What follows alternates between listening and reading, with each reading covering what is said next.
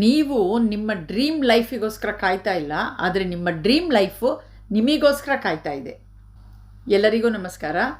ನೀವು ಮ್ಯಾನಿಫೆಸ್ಟೇಷನ್ ಮಾಡ್ತಾ ಇದ್ದೀರಾ, ಅಫರ್ಮೇಷನ್ ಹೇಳ್ತಾ ಇದ್ದೀರಾ, ವಿಜುವಲೈಸೇಷನ್ ಮಾಡ್ತಾ ಇದ್ದೀರಾ, ಆದರೂ ನಿಮ್ಮ ಲೈಫಲ್ಲಿ ಏನೂ ಚೇಂಜಸ್ ಕಾಣ್ತಾ ಇಲ್ಲ ಅಂತಂದರೆ ನೀವು ಮ್ಯಾನಿಫೆಸ್ಟೇಷನ್ ಸರಿಯಾಗಿ ಮಾಡ್ತಾ ಇಲ್ಲ ಅಂತಲ್ಲ ಅರ್ಥ, ಆದರೆ ಸರಿಯಾದ ವಿಧಾನದಲ್ಲಿ ಮಾಡ್ತಾ ಇಲ್ಲ ಅಂತಷ್ಟೇ ಕಾರಣ.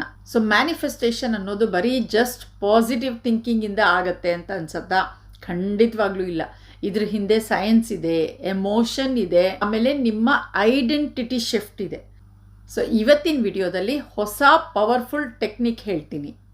ಬಹಳ ಜನ ಹೇಳ್ತಾರೆ, ನಾನು ಪಾಸಿಟಿವ್ ಆಗಿ ಥಿಂಕ್ ಮಾಡ್ತಾ ಇದ್ದೀನಿ, ಅಫರ್ಮೇಷನ್ಸ್ನ ರಿಪೀಟ್ ಮಾಡ್ತಾ ಇದ್ದೀನಿ. ನಿಮ್ಮ ಸಬ್ಕಾನ್ಷಿಯಸ್ ಮೈಂಡ್ ಚೇಂಜ್ ಆಗೋದು ರಿಪಿಟೇಷನ್ ಮೂಲಕ, ಆಮೇಲೆ ಎಮೋಷನ್ ಮೂಲಕ. ನೀವು ಯಾವಾಗಲೂ ನಾನು ತುಂಬ ಸಕ್ಸಸ್ಫುಲ್ಲು ಅಂತ ಯಾವಾಗಲೂ ರಿಪೀಟ್ ಮಾಡ್ತಾ ಇರ್ತೀರ, ಆದರೆ ಎಮೋಷನಲ್ಲಿ ಆ ಫೀಲೇ ಇರಲ್ಲ, ಒಳಗಡೆಯಿಂದ ಡೌಟ್ಸ್ ಇರುತ್ತೆ ನಿಮಗೆ.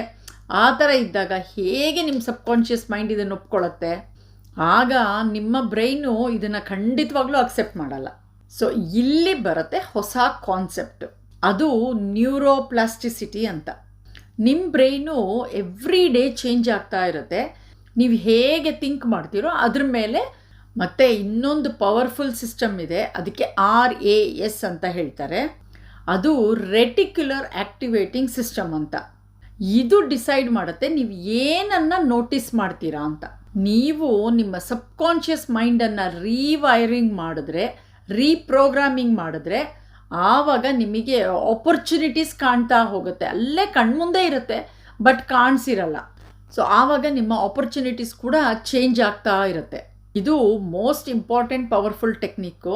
ನೀವು ಮ್ಯಾನಿಫೆಸ್ಟೇಷನ್ ಮಾಡೋದು ಬರೀ ಥಿಂಕಿಂಗ್ ಮೂಲಕ ಅಲ್ಲ, ಫೀಲಿಂಗ್ ಮೂಲಕ. ನೀವು ಕೇಳಬೇಕು, ನಾನು ನನ್ನ ಡ್ರೀಮ್ ಲೈಫ್ನ ಅಚೀವ್ ಮಾಡಿದ್ರೆ ಹೇಗಿರ್ತೀನಿ ನಾನು, ಅದನ್ನು ಫೀಲ್ ಮಾಡ್ಕೊಳ್ಬೇಕು. ನೀವು ಆ ಫೀಲಿಂಗನ್ನು ನೀವು ಪ್ರತಿದಿನ ಫೀಲ್ ಮಾಡಬೇಕು. ಆಗ ನಿಮ್ಮ ಸಬ್ಕಾನ್ಷಿಯಸ್ ಮೈಂಡಿಗೆ ಇದು ನಿಜ ಅನ್ಸೋಕ್ಕೆ ಶುರುವಾಗುತ್ತೆ. ಈಗ ಸಿಂಪಲ್ ಆಗಿರುವಂಥ 5 ಮಿನಿಟ್ ಟೆಕ್ನಿಕ್ ಮಾಡೋಣ. 1 ನಿಮಿಷ ನೀವು ಡೀಪ್ ಬ್ರೀತಿಂಗ್ ಮಾಡ್ತೀರಾ. ಸೊ ನಿಮ್ಮ ಥಾಟ್ಸ್ ಎಲ್ಲ ಕಮ್ಮಿ ಆಗ್ತಾ ಬರುತ್ತೆ ಅವಾಗ. ನೆಕ್ಸ್ಟು 2 ನಿಮಿಷದ ತನಕ ನಿಮ್ಮ ಗೋಲ್ ಏನಿದೆ, ನಿಮ್ಮ ಡ್ರೀಮ್ಸ್ ಏನಿದೆ, ಅದನ್ನು ವಿಜುವಲೈಸ್ ಮಾಡ್ತೀರಾ. ಆಮೇಲಿಂದ 1 ನಿಮಿಷದ ತನಕ ಆ ಎಮೋಷನ್ಸ್ನ ಫೀಲ್ ಮಾಡಬೇಕು.